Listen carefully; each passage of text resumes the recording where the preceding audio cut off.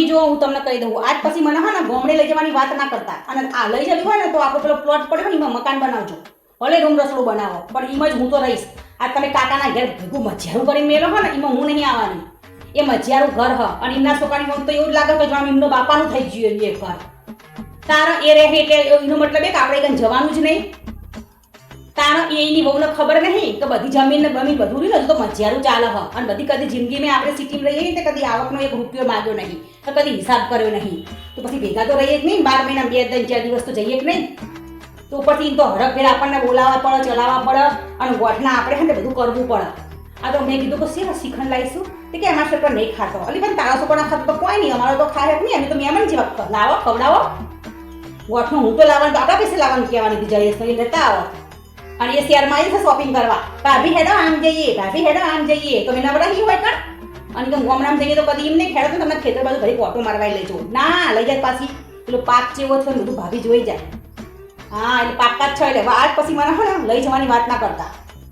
હું તમને એવું નહીં કહેતી તમે બધું જુદું કરો તમતા ભલે ભેગું તમારે કાયમથી ચાલતું આવ્યું હોય ચલવો પણ મને હા ને ગામડે જઈએ ને 2 દિવસ વેકેશનમાં જવું હોય ને તો શાંતિથી રહેવું એક રૂમ રસોડું બનાવો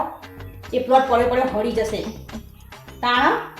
નકરા કા અંદર બાવળિયા ઉગ્યા હાઈને હરખો કરે તો કોક 2-4 દિવસ હરખે રહે ને તો આપણે એમ ભાવ રે આ તો જઈએ એટલે એનું તો આ હાઈનું જ ઘર હ આપણે તો બધા ઉપરથી આયા હોઈએ એમને કઈ ઘેર બધું ઘર હતે બધું બધાને ભોગવવાનું હોય આ તો સિટીમાં રહીએ એટલે તો એમને એ આપણા ઘેર આવે હક કરીને રહે અને આપણે તો જઈએ કે હા શહેરવાળા આવી ગયો એટલે કરશે નહીં કોમ હારો હાર બધું કોમ કરાવવું તો આય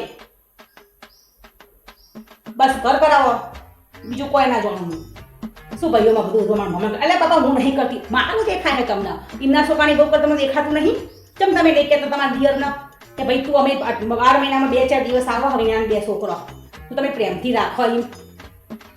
એસી મૂંઘવા ના જવા દે અમારે તો છોકરાની એસી વગર અમે શું કરી ઘેર આપણા એમને મૂંઘી રહીએ છીએ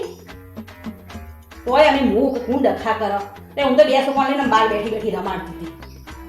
ના હા મમ્મી આવું હું ના ચલવી લો બધી વાતો તમે ચલવી બરાબર હ તમે એ રીતના રહેતા હતા પણ મારો છોકરો તો એસી વગર કંઈ ઘડી રહેતો નહીં અને કંઈ 4 દિવસ જલે એના ઘરે આપણે એસી ના ભરીએ 2 કલાક ના તમારે જે વિચારો ને નક્કી કરો મેં કહું હું નહીં આવવાની કોઈ જગ્યાએ